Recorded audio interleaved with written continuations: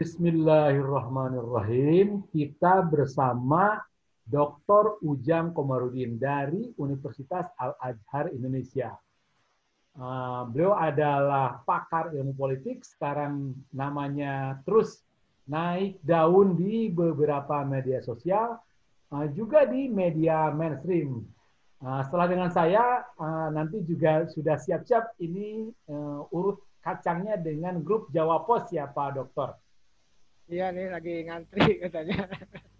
Saya mau mengajak ke Pak Dr. Ujang Komarudin berbicara tentang amar ma'ruf dan nahi munkar. Nah, karena apa? Karena Pak Ujang Komarudin ini adalah basis S1-nya di Universitas Islam Negeri, kemudian S2, S3-nya, dan beliau mengajar di seputar ilmu politik. Nah, Pak Dokter, di Indonesia ini kita tahu untuk urusan amar ma'ruf selesailah di tangan teman-teman Muhammadiyah, di tangan teman-teman NU.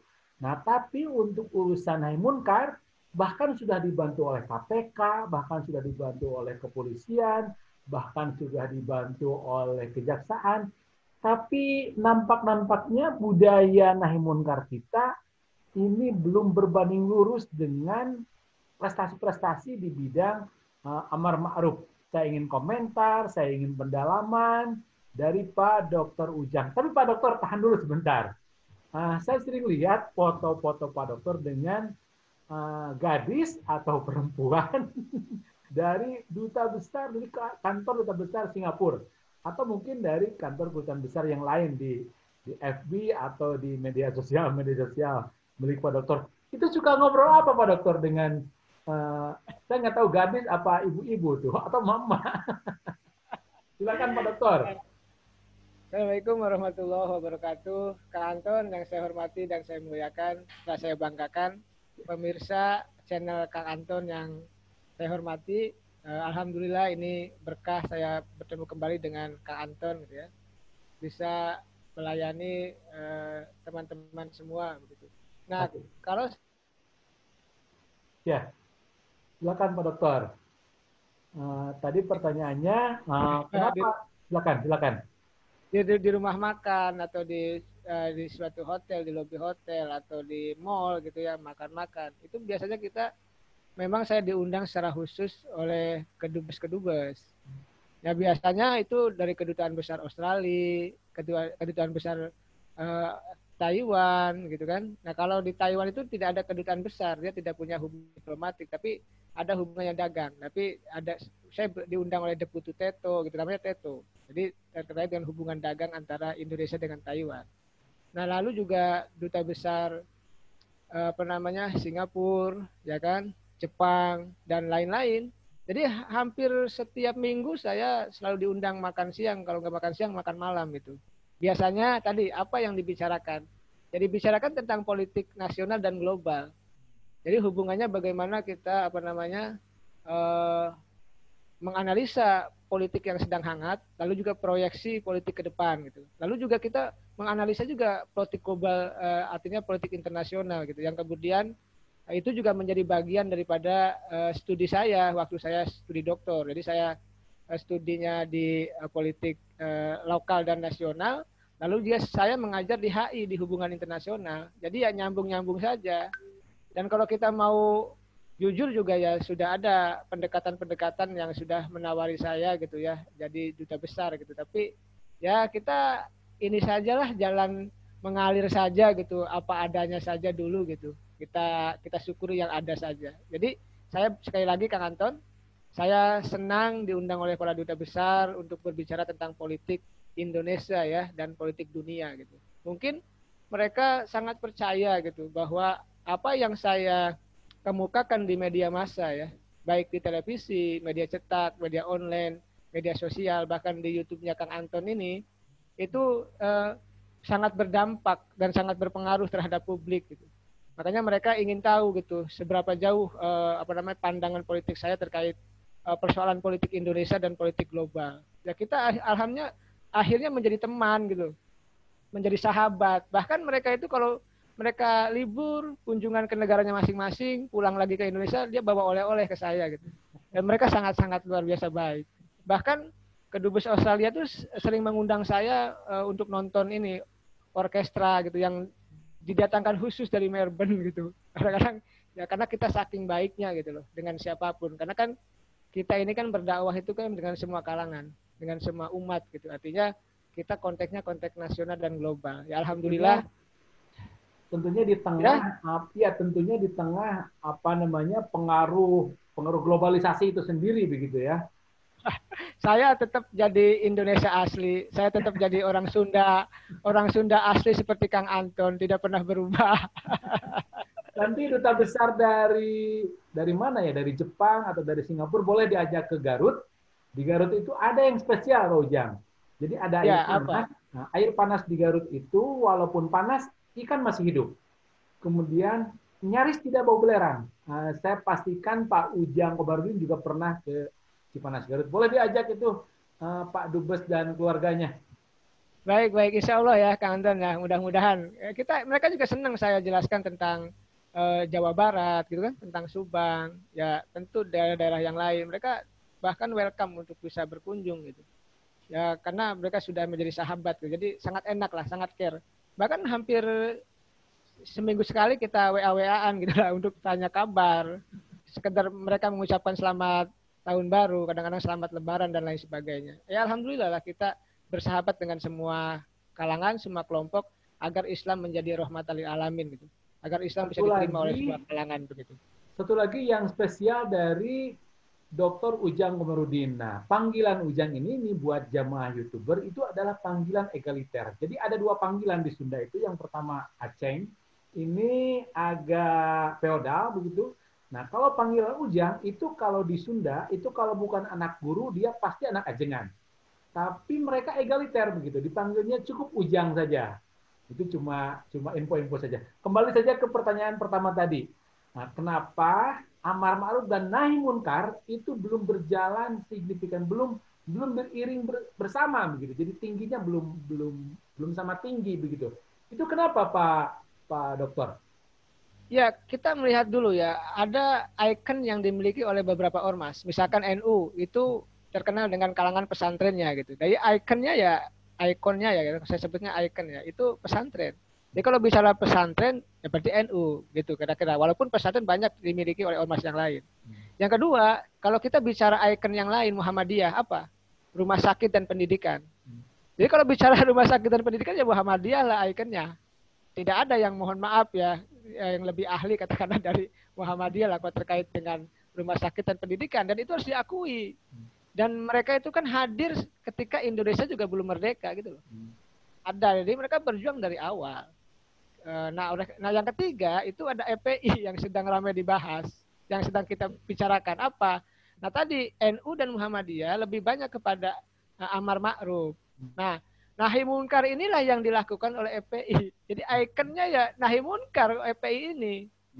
Nah nahi munkar inilah yang sebenarnya tidak disukai oleh banyak kalangan, oleh masyarakat Indonesia karena dianggap keras, dianggap so hebat gitu ya, dianggap melakukan tindakan-tindakan kekerasan yang itu sebenarnya harus dilakukan oleh ormas-ormas itu gitu loh. Di saat yang lain pada diem.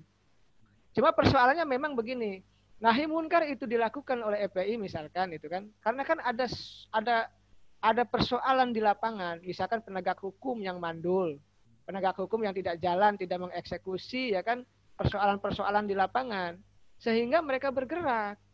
Jadi sesungguhnya mohon maaf ya, jangan disalahkan juga mereka yang katakanlah sweeping lain. Sweepingnya salah iya, kekerasannya salah iya, tapi itu kan ada latar belakangnya. Tidak ada asap kalau tidak ada api. Mereka tidak akan men-sweeping kalau tidak ada pembiaran kasus hukum gitu loh. Kalau misalkan ada suatu persoalan di lapangan, di masyarakat, ditindak langsung oleh polisi, diperlakukan adil, selesai itu, nahi munkar nggak bakal ada. Nah ini yang menjadi FPI dianggap, ya mohon maaf ya, dianggap itu bagi sekelompok masyarakat itu keras. Gitu. Padahal mereka menegakkan amar nahi munkar itu. Yang memang tidak semua ormas, tidak semua masyarakat, tidak semua kelompok, tidak semua partai melakukan itu. Itu sebenarnya kelebihannya dari FPI. Memang yang berbenturan dengan hukum ya tadi sweepingnya iya melanggar hukum karena dianggap ada mengintimidasi dan lain sebagainya.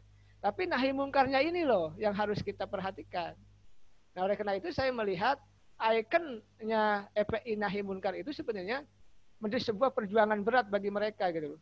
Sebagai ladang dakwah bagi mereka, dan itu memang berbenturan dengan persoalan hukum dan norma-norma yang ada di kita.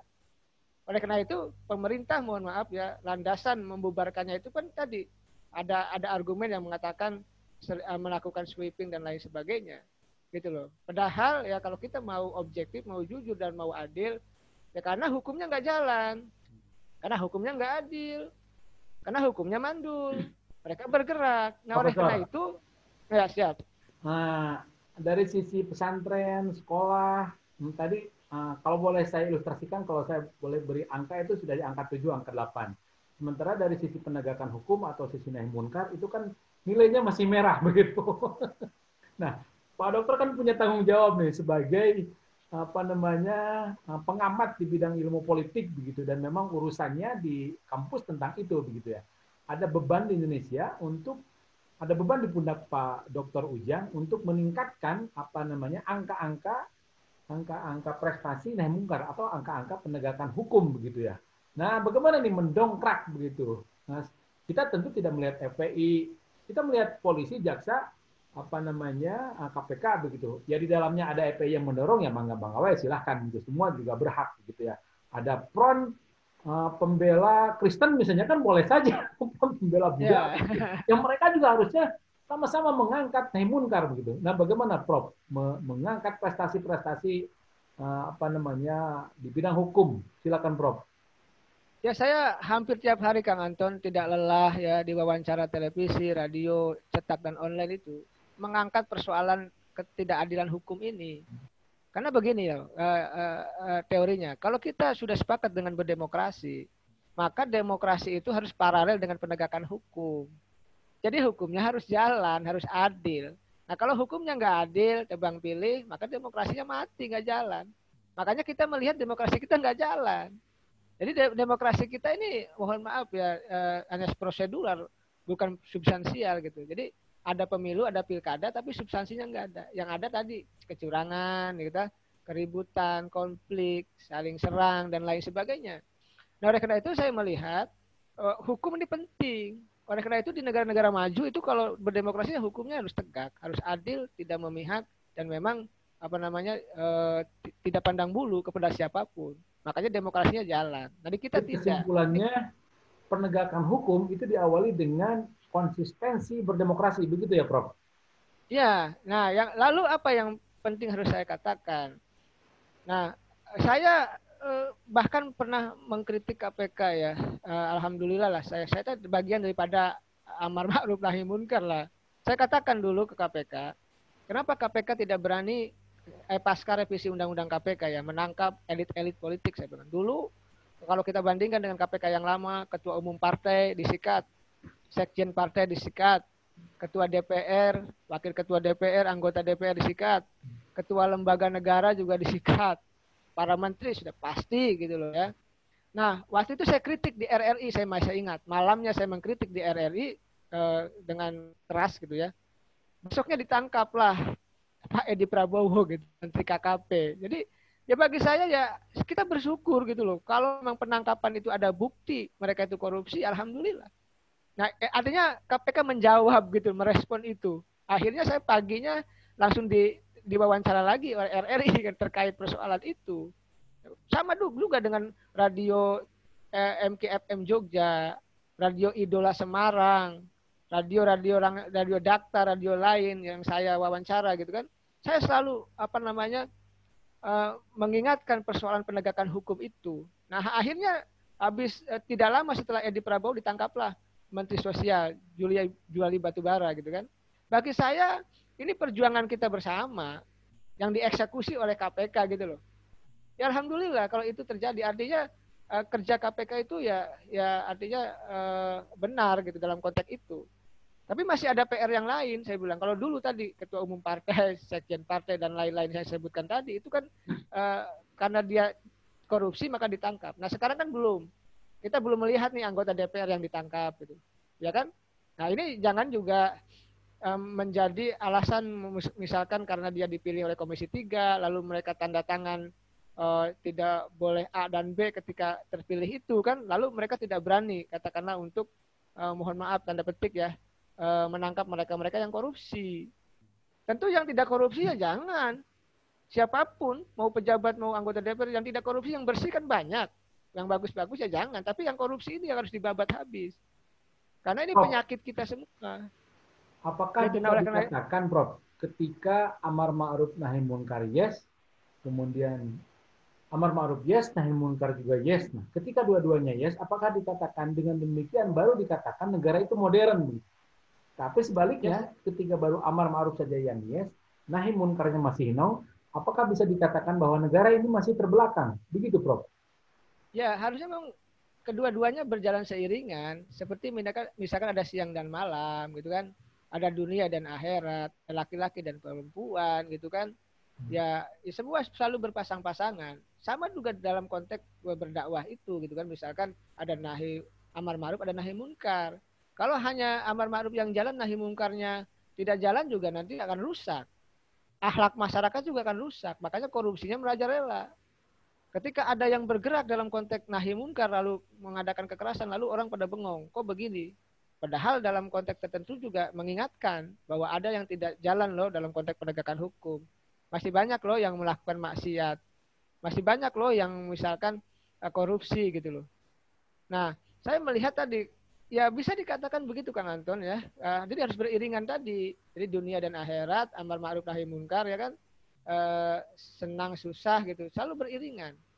Oleh karena itu tadi bisa apa yang dikatakan Bang Anton ya bisa kalau sesuai ya artinya amar ma'ruf itu ya bisa dikatakan kalau dua-duanya jalan itu menandakan bahwa kita memang sudah mencapai titik peradaban yang tinggi gitu loh. Menjadi negara yang modern. Ya kalau kita memang yang kan gini, kita ini yang gampangnya aja, yang mudahnya aja, ya sudahlah amar ma'ruf aja gitu. Nah, munkarnya enggak ada. Padahal di sana banyak perzinahan gitu. Banyak yang mabuk-mabukan, banyak yang kena narkoba, banyak yang korupsi, banyak yang main judi dan macam-macam. Karena nahi munkarnya enggak jalan. Nah, oleh karena itu ya siapapun kita gitu yang bisa, yang kuat gitu, baik secara fisik maupun finansial maupun secara politik ya, kalau bisa bergerak melakukan nahi munkar itu gitu loh. Itu yang sebenarnya yang harus kita isi ruang kosong itu. Nah, ruang kosong ini kan diisi oleh FPI itu gitu. Oleh karena itu ya semua harus mengisi ruang kosong itu. Jangan sampai semua bergerak di amar ma'ruf tapi nahi munkarnya kosong. Nah, ini harus kita perhatikan bersama-sama. Begitu, Prof, terakhir nih. Bagaimana masa depan amar ma'ruf juga masa depan nahi munkar di tahun 2021? Bagaimana mengembangkan agar itu menjadi budaya, agar itu menjadi Indonesia begitu. Itu barangkali Prof pertanyaan terakhir sebelum nanti Profesor setelah giliran dengan saya dengan teman-teman dari Jawa Pos. Oke, Prof. Ya sebenarnya gini, dalam proyeksi 2021 ini bandul politik itu hanya dua. Jadi ada di bandul pemerintah dan di bandul rakyat. Jadi pemerintah versus rakyat. Kenapa seperti itu? Karena oposisi di parlemennya nggak ada, hanya menyisakan PKS dan Demokrat dan itu pun tidak kuat. Ketika harus berhadapan dengan partai koalisi pemerintah, ya nggak bisa. Apalagi Demokrat sering in the cross ya, Prof. Apalagi Demokrat sering in the cross. Nah, oleh karena itu tadi oposisi rakyat itu akan jalan. Oleh karena itu saya katakan amar ma'rufnya nanti ya kan akan berjalan oleh rakyat yang dilakukan oleh civil society, kekuatan-kekuatan rakyat itu, kekuatan ormas, ya kan, kelompok-kelompok individu-individu yang kritis terhadap pemerintah. Ketika pemerintah itu dianggap salah jalan gitu. Dan semua rakyat Indonesia kan berhak untuk mengkritik siapapun pemerintahannya. Kritik itu bagian daripada pil untuk menyehatkan juga pemerintah. Saya juga sering kok dikritik, bahkan bukan sering hanya dikritik, dibully dan lain sebagainya. Ya kita terima dengan lapang dada agar kita maju. Nah kalau misalkan ada kekuatan rakyat gitu yang mengkritik pemerintah, ya terima dengan lapang dada. Agar apa? Agar pengelolaan negara berjalan dengan baik, agar lebih baik. Itu yang penting.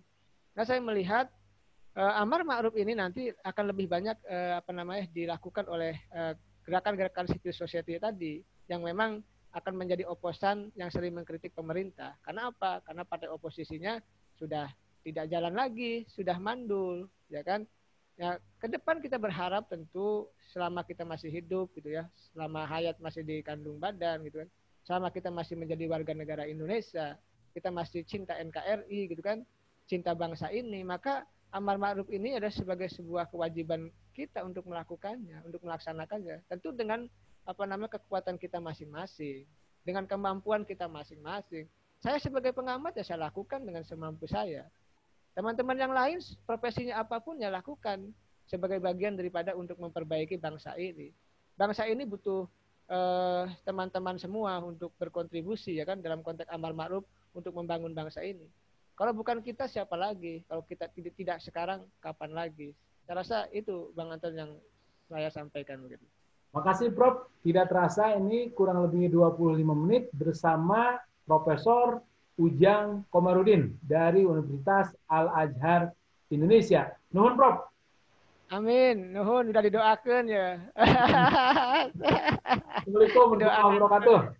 Waalaikumsalam warahmatullahi wabarakatuh. Sukses selalu Kang Anton. Dan jangan lupa Amin. teman-teman like, share, dan subscribe channel YouTube-nya Kang Anton. Terima kasih.